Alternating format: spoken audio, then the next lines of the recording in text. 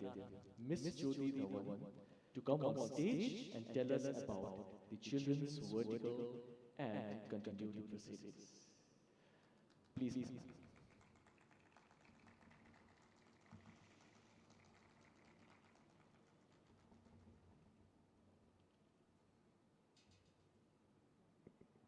Good morning, everyone. I think the hall is slowly filling, but it goes to show that the young children are always on time, in fact, even before time. And I think we need to applaud them for being here on this cold Sunday morning. In a world which is fast filling with artificial intelligence and virtual reality. In fact, high-tech has even invaded the crib. VoW Words wants the world to slow down a little, to celebrate the written word, to celebrate what book reading can do to a child's imagination and creativity. With this in mind, we had invited schools, leading schools of Dehradun, for book reading competition, whereby our 10 long-listed books on specific age groups were selected, read through, and the 5 shortlisted books were awarded. And out of that, we have Jhupli's Honey Box as the winning book title. And we have the pleasure of the author, Mr. Achintyarup Ray, who's present here with us. In October, we had the competition where 10 schools, children from 10 schools had performed. They had enacted, recited, read, interviewed, and beautifully performed on these 5 book titles. And the winning schools are here to perform in front of you again. I invite, first of all, I need to thank HimJyoti School for having hosted and partnered with us for the semi-final creative book reading competition. And we hope we take it forward with other schools, participating schools every year. And I now invite the winning school, Doon International, for their representation of the book. Give them a big hand.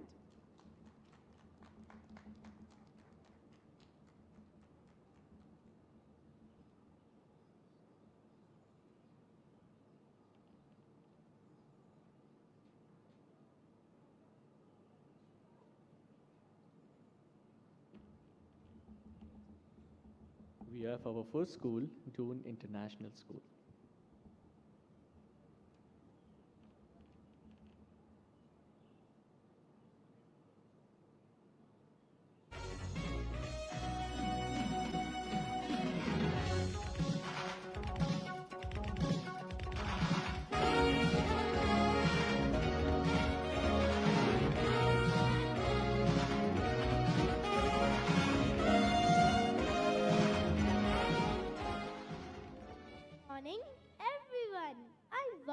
Welcome you all to the Lavanya show.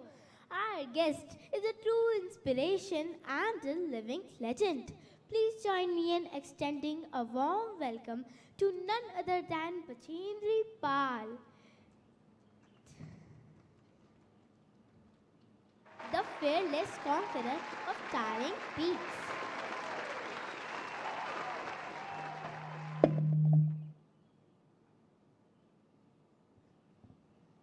Bachendri, thank you for joining me today for this interview. Let's start by diving into your childhood. Can you tell us how your passion for climbing mountains began? Of course, Lavanya.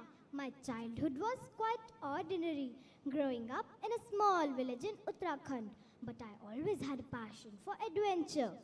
Oh, that's great. But I've heard an interesting story about your childhood, when your brother once challenged you by saying that girls couldn't climb trees. Can you tell us how it motivated you? Oh, that story. One day, we went out for a picnic and we raced to see who would reach the snow line first. We were exhilarated and out of breath when we reached the top. We faced the demons of thirst, cold, fear, and sickness while descending. We broke the myth of being punished by the demons and fought back all the fear. When I reached the foot of the mountains, I felt my dream soar up towards the sky and prove that girls can climb anything. That moment, I think, set the stage for what was to come. I love that determination. So that's how you began your journey towards becoming known as the girl who climbed mountains. How did you get into mountaineering? I joined the Nehru Institute of Mountaineering.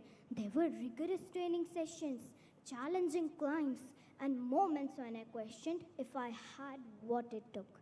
But every step I took was a step closer to realizing my dream. I discovered my true passion for climbing mountains. And your Everest climb? Climbing Everest was a dream come true. It was a feeling beyond words, Lavanya, standing on the top of the world, the wind howling in my ears. I felt like I was on the roof of the universe. That's wonderful. Your story is truly inspiring, Bachendri. Thank you for sharing these incredible moments from your life with us. I can't wait to write and illustrate your story so that others can be inspired by your journey. Thank you, Lavanya. I'm really excited to see your book come to life and hope it encourages many more young adventurers to chase their dreams, just like I did. Thank you, Bachendri, for sharing your wonderful experiences.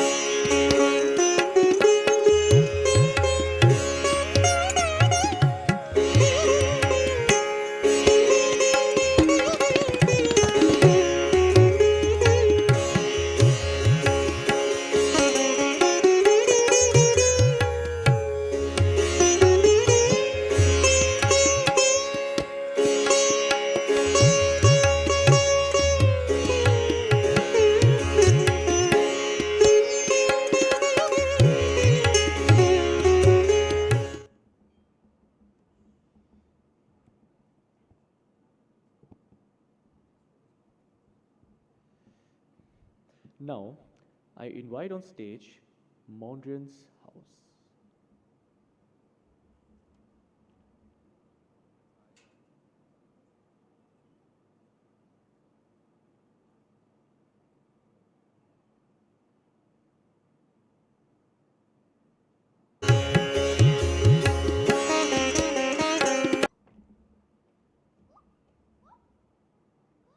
Everyone, my name is Adya. I study in grade 3 Mondrian House.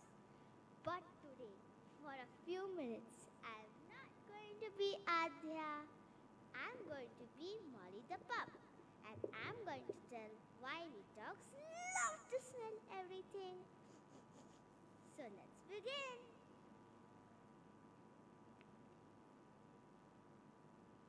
My human should know that we must smell everything. But no, she doesn't. Don't believe me? When I meet other dogs, we must smell each other's bum. It's just a polite hello. But my human doesn't understand. She yells, "Yuck! Stop it!" Humans, I tell you, one Sniff I know, she eats chicken soup and rice for lunch, is a year elder than me, and loves to play.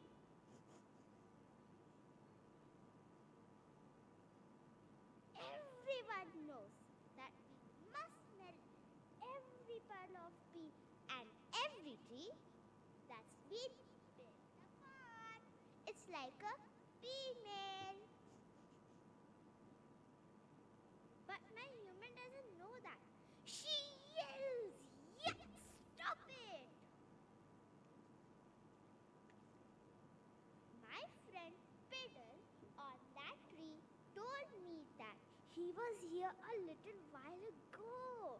He's happy that he hadn't had to visit that scary human with a high table and pokey needles.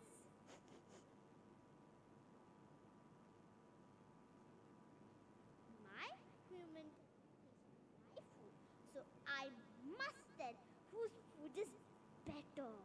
I can tell you, a juicy bone is the best thing to chew on. I must smell all the places my human visited today. So I hope all you humans know why we dogs love to smell everything. And there's nothing yuck about it. Thank you. Have a awesome day. Whoop.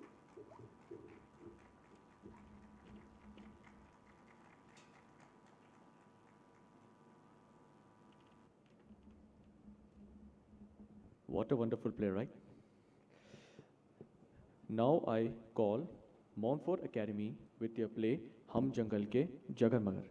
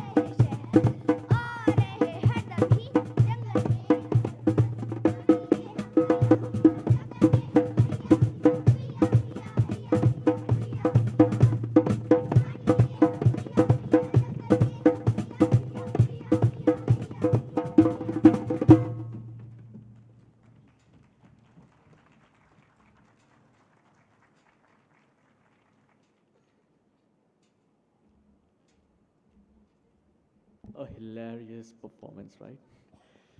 Now, I invite Tonsbridge School with their book Monster Who Could Not Climb the Tree.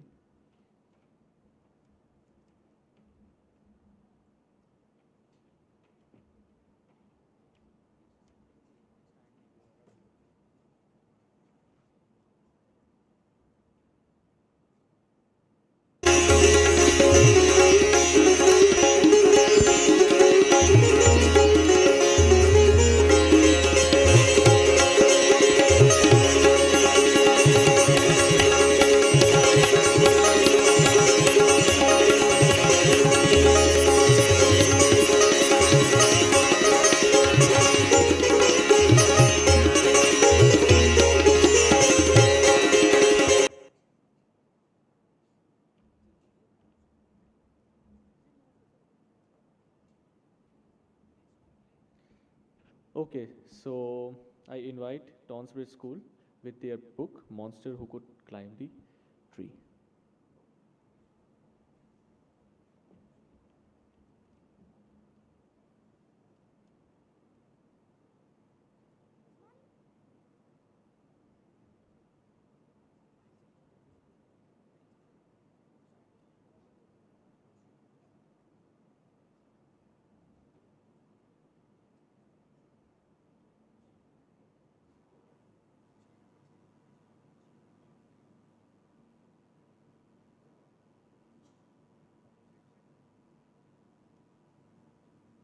Check.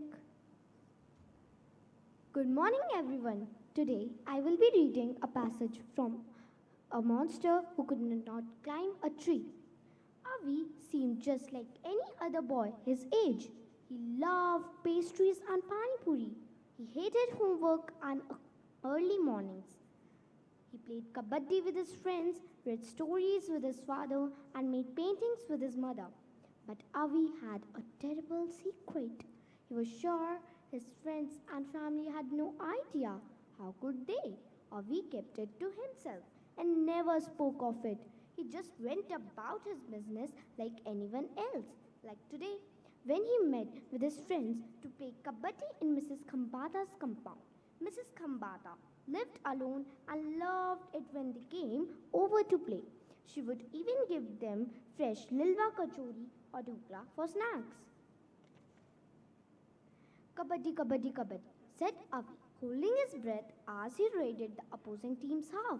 His arm outstretched, he lightly touched an opponent, spun around and dived for the center line. but the player he had touched completely denied that he was out. At once, a heated argument broke out. There was a lot of name calling and some shoving until Mrs. Kambata rushed out of her house, broke up the fight, and shooed them away. Avi was fuming as he walked home. They were such cheaters. It was a good thing Mrs. Kambata had come when she had, or else everyone would have known his terrible secret. For Avi had a monster that lived within him, a really bad and dangerous one, and it woke up only when he was angry. Thank you.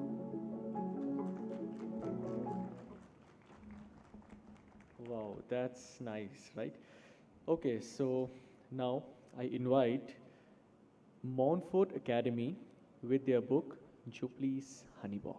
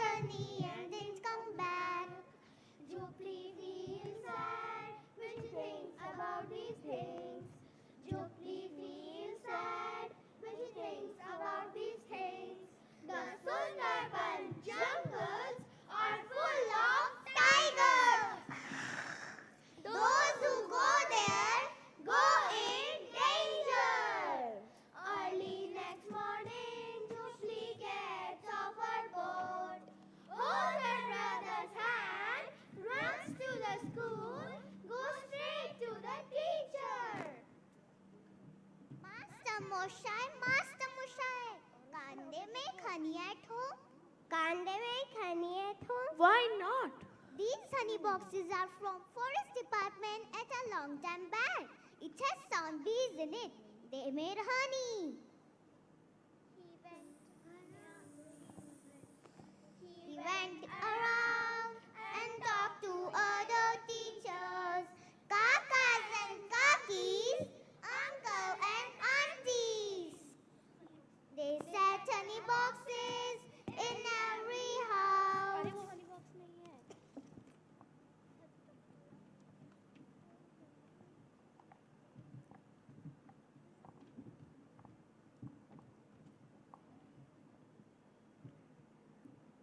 Now in my village, nobody has to go into the jungle for collecting honeys with their lives in danger. Thank you.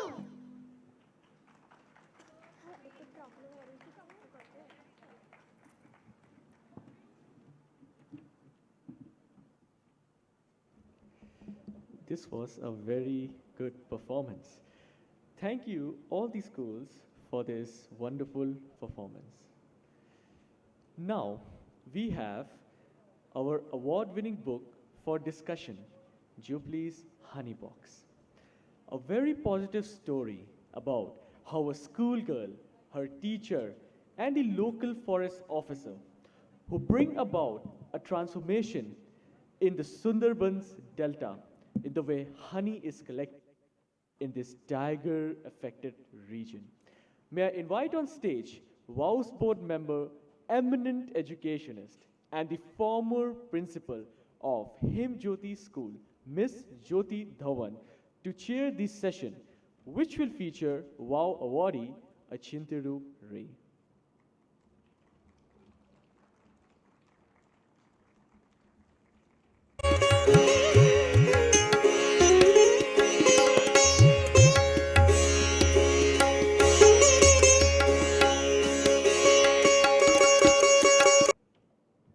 Jhupli's Honey Box is the award-winning book for VoW Awards Children's Vertical 2023.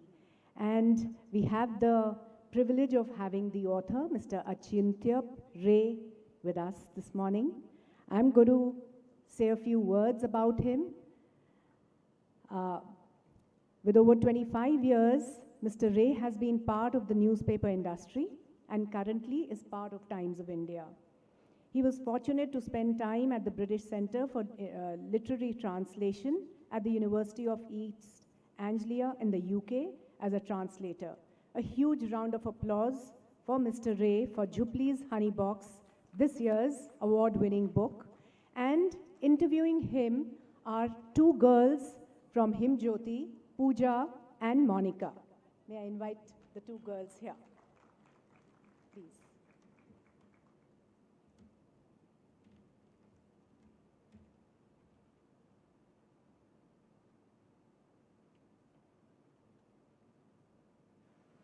Hello. Good morning, sir. I'm Pooja Dangwal And I'm Monica Chetri. from HimJyoti School, and it's a great privilege to interact with you. Thank you. Before starting the conversation, I would like to thank VoW Shabdavali VoW Awards for giving me this opportunity to present at this platform. And also, I would like to share one thing with you. 2 months ago, in the VoW session at HimJyoti School, when I came there, I had a similar session with HimJyoti School girls.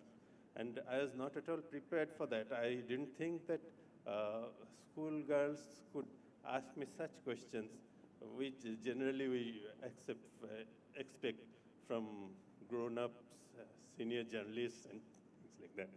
And they bowled me over with their questions, and I was really, really impressed. And thank you. Thank you, sir. Sir, we would like to congratulate you for being the winner of Valley of Words Children's Literature Award for your book Jhupli's Honey Box. Sir, we are mesmerized by your writing skills. And now we would like to know more about you and about your writing skills. So let's make the session bilingual. Some questions are in Hindi and some questions are in English. I hope you are fine with that. Chalega. So let's start the session with rapid fire round. I'm going to put forth certain questions that needs to be answered in one word or few words, and that too instantly. So the first question is, what are you more interested in, reading or writing? Writing. Have you chosen any character in your storybook from your family? No, actually I named the character on my daughter's name. Okay. Tell two things which are on top priority in your wish list. Reading, traveling. Okay. If not an author, then what would have been your career choice? I have not really thought about it because I have another career. And maybe I would do some blogging. Okay, sir. What's the thing that you haven't done but you wish to do? That is, again, I'd love to do blogging, and maybe I'll try my hand at vlogging someday, whenever I get some time. Okay, sir. That was truly interesting to know about your personality. Going ahead with seeking deeper insight of Jhupli's honey box, my first question to you is, what exactly was the spark that inspired you to weave the story around honey? The first thing is this story is not really about honey. This is actually a story of the life of people in the Sundarbans. So here is a girl who comes from a very poor family in the Sundarbans, and Sundarbans is a very unique place.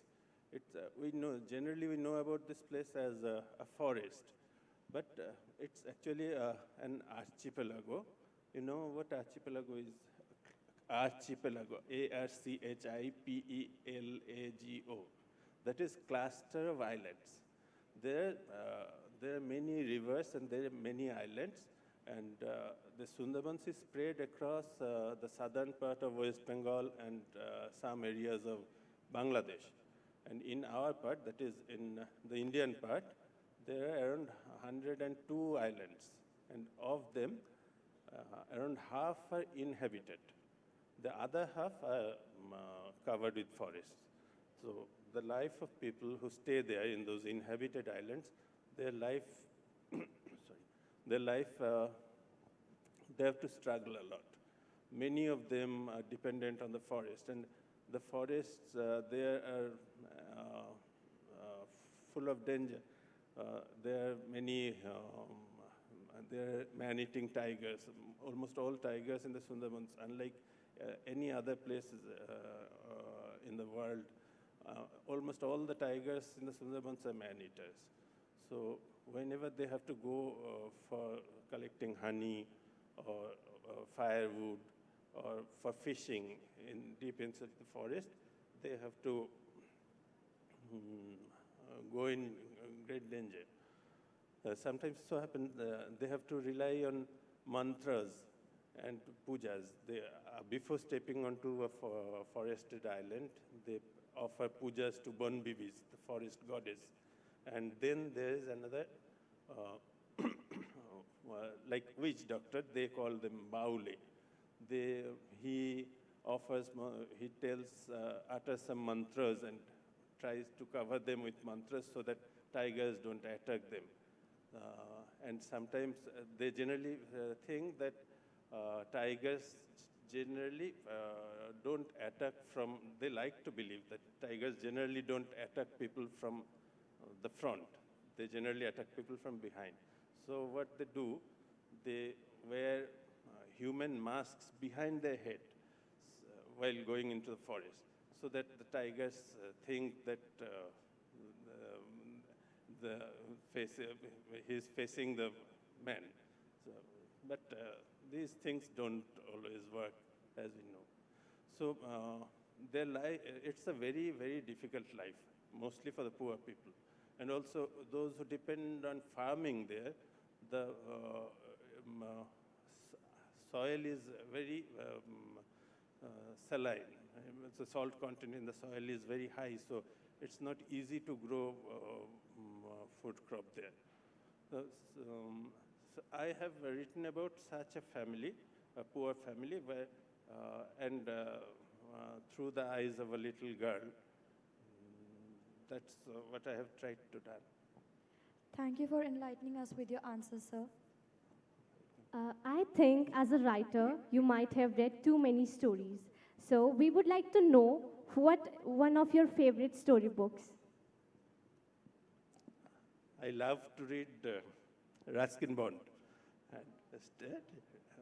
And I'm pretty old, but till now, whenever Mr. Bond, a new book of Mr. Bond is published, I go and get it. Give me any book of Mr. Bond. And Is Jhupli inspired by any real character in your life? Maybe relatives, family member, or acquaintance?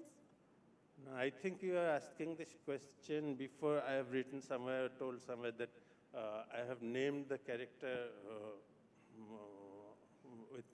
on my daughter's name. Initially, but no, it's not based on any actual character. When I wrote the book for the first time, the name of the character was different. So just before it went to the press, I asked my publisher if I could change the name, and then I just changed the name. But I have seen many families like this, and many kids like this. I am, as you have heard, that I am a professional journalist. I mainly do desk-bound work, but sometimes I go out for reporting. And a few years ago, there was a devastating cyclone in the Sundarbans. It was, I think, in 2009. It was called Cyclone Ayla, and it devastated the whole region. And I had been there and met many families. Hundreds of families lost their houses, and many of them were living on a boat. And I saw some interesting things. A family living on a boat with a solar panel fitted on the boat, a country boat. And they're cooking there, having their food. Someone was shaving sitting on the boat. Someone was lying down on the boat talking over the cell phone. I have those photographs, so that's why I remember. And I forgot your question. So that is Jhupli inspired by any real character in your life? At that time, I saw many kids, maybe, actually stories remain in one's heart like buds of flowers, and they collect their fragrance, their colors from things you see, things you smell, things you hear, and then one day they blossom into a story. That's what has happened, I think. Thank you, sir. आपकी लिखी हुई और अनुवादित कहानियाँ पाठक वर्ग के लिए कहानियाँ बहुत आसान बना देती हैं। इस प्रक्रिया में आपने कुछ कठिनाइयों का सामना किया होगा। हमें बहुत खुशी होगी अगर आप अपना अनुभव हमारे साथ साझा करें। लिखना तो आसान है, जो देखा है, जो सोचा है, लिख दिया। लेकिन अनुवाद translation is a difficult thing. I think more difficult than writing, because you are writing in another language things that somebody else has written earlier. So you have to try to be true to the original, and also present it in such a way that your target readers can understand. So there are certain difficulties, because translation means not only you're translating written words, you're translating one culture into another. So when I'm, when I'm translating a book set in England or America into Bengali, I have to keep it in mind that my readers can understand the nuances, maybe the jokes. It's very difficult to translate jokes, or local anecdotes. Sometimes you have to explain it in a few words, and these are the things I have come across. Thank you, sir. In the story, Jhupli is portrayed as a young girl with mature and problem-solving approach. This means you believe that other children can also develop such qualities. Please suggest few ways on how it could be nurtured and encouraged. I can see two children in front of me who has done that.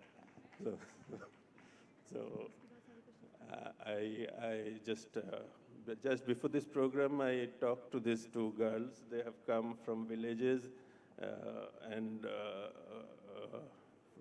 so they have achieved a lot, and they will go far.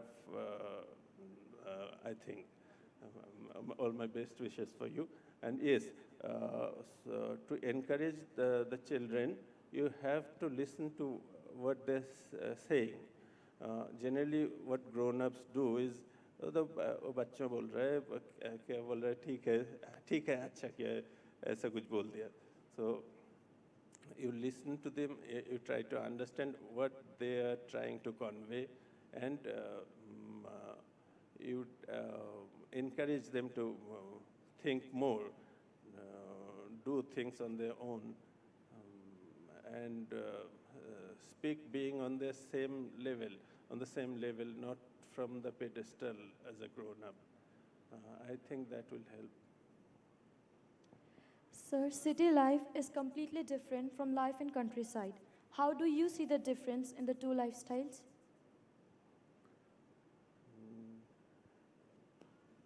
May I ask this question to you?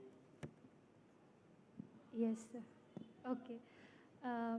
In the village, I think people are, very connected to each other. They care about each other. They ask about how they are. And in the city, the life is very busy, I think.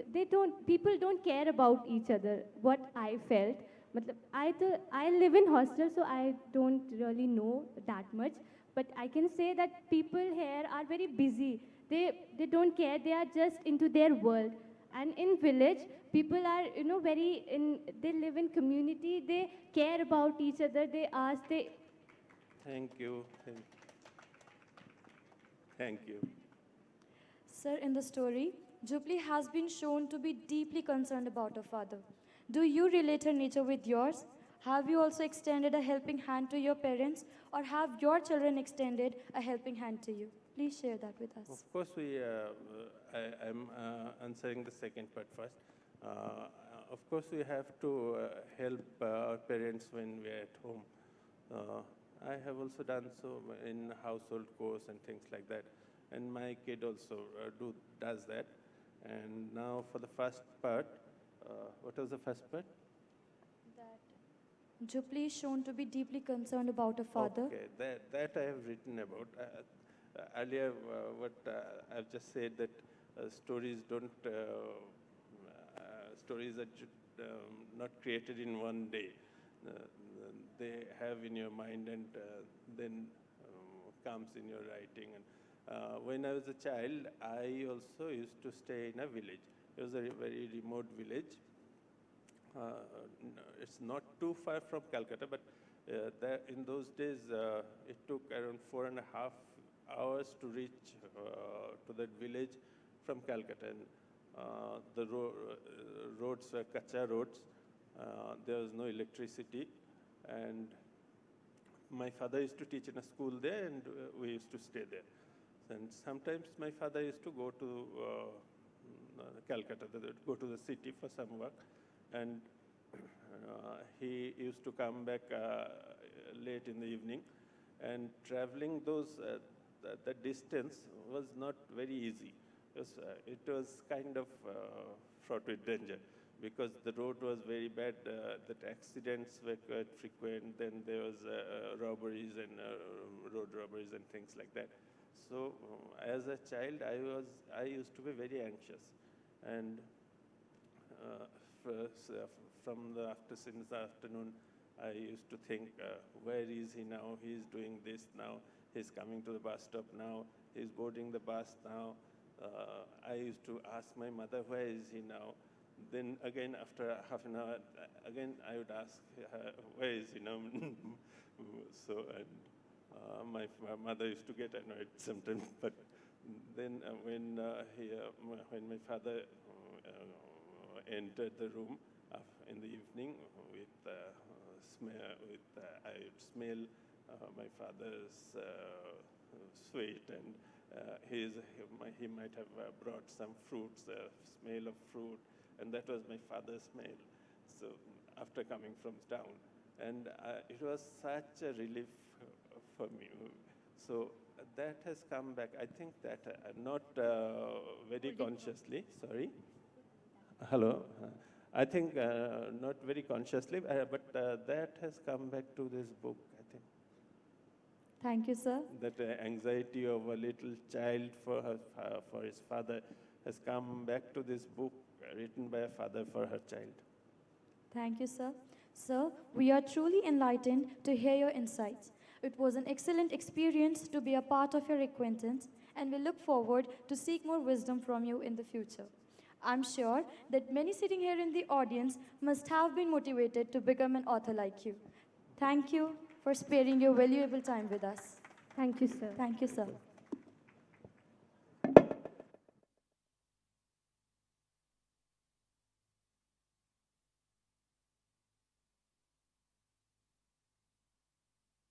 Thank you so much for that wonderful session, Mr. Ray, as well as Pooja and Monica. I think you brought pages from the beautiful, lush Bengal countryside to life. And it's added so much, dazzle to what the children have performed. And I give you all, would like all of you to give a very, very big hand to Mr. Ray and Pooja and Monica.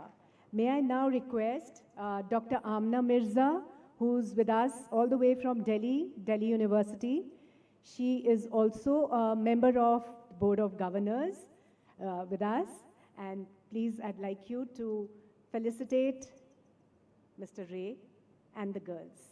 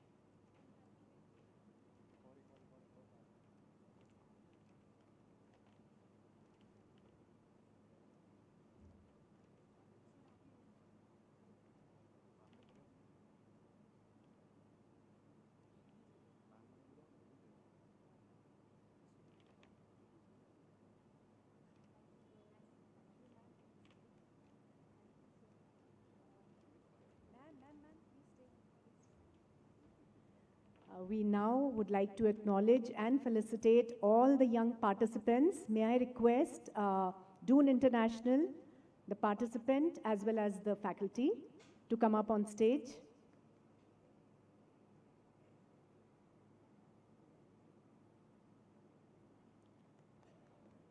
She's gone.